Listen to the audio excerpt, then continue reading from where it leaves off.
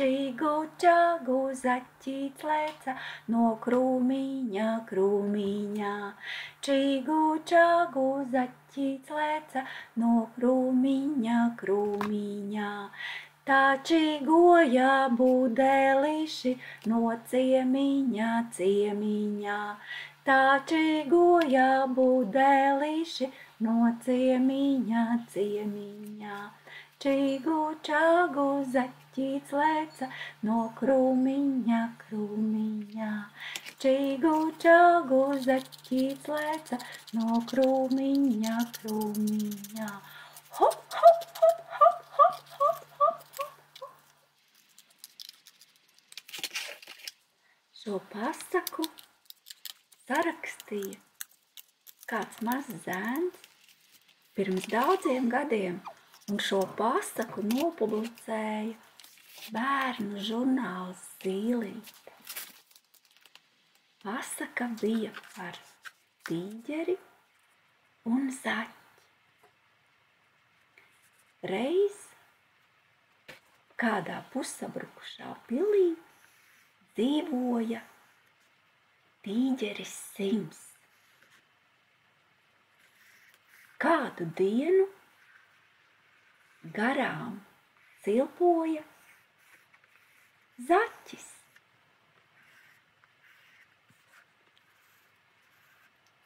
Tīģeris Sims skaļi ierūcās. Brrr! Zaķis nobijās un paslēpās. Zaķim bija bail, viņš gribēja bēgt. Bet tad iepeši no egles galotnes atdalījās čiekus un uzkrita tīģerim Simam tieši uz galvas. Tīģeris Sims ļoti nobijās un metās bēgt.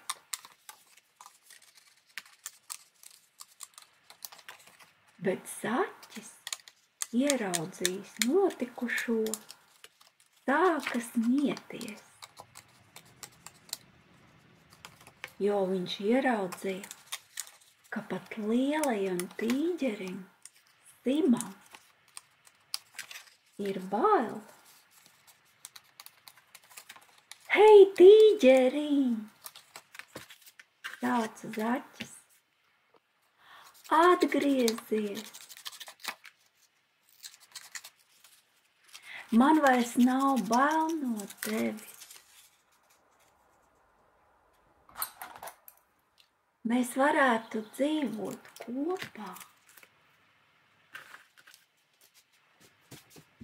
Kopā mēs būtu daudz drosmīgāki.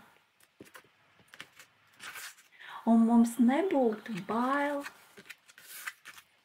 no čiekuriem. Sadzirdējis zaķa aicinājumu, tīģeris apstājās, paskatījās uz zaķi un teica: es nemaz nebaidos no čiekuriem.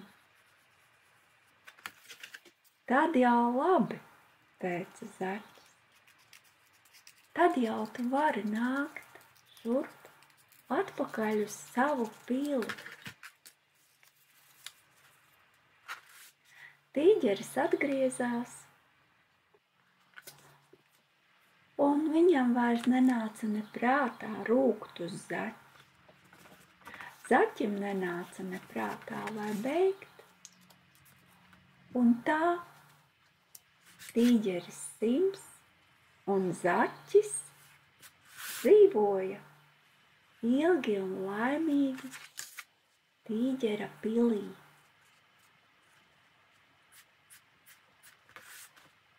Un no tās viņu laimes un saticīgās dzīvošanas arī pils kļuva par katru dienu jo skaistāka. Nu tā, Tāda šī pasaka. Varbūt, ka tā bija mazliet īsāka, bet es to dzirdēju tikai vienu reizi un atstāstīju jums, kā mācēju.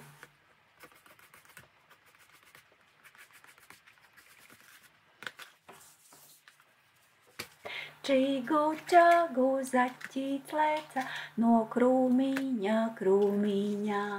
Čīgu čāgu zaķīts leca no krūmiņa krūmiņā. Tā čīgoja būdelīši no ciemiņa ciemiņā. Tā čīgoja būdelīši no ciemiņa ciemiņā. Čīgu čāgu zaķīts leca no krūmiņa krūmiņā. Čīgu čāgu zaķīts leca no krūmiņa krūmiņā.